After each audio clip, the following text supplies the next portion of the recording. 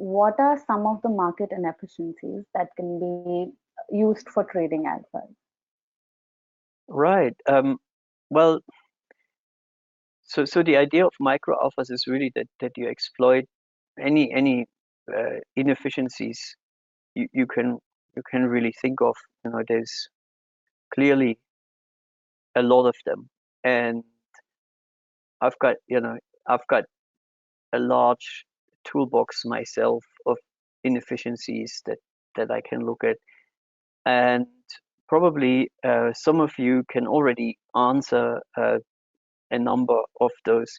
And I mean, market inefficiency is nothing else than another word for, I guess, trading strategy. So what we're really doing is when we're building a trading strategy, we're exploiting an inefficiency in the market. So let's just say we use a pair trade.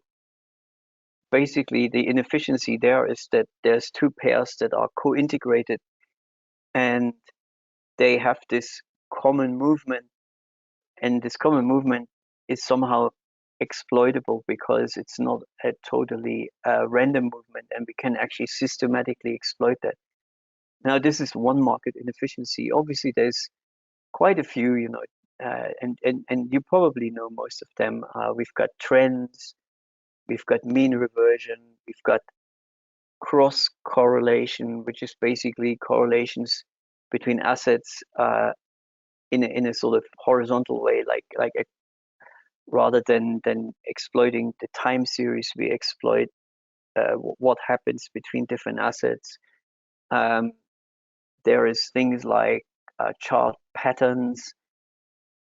There's some alphas that are purely generated by machine learning.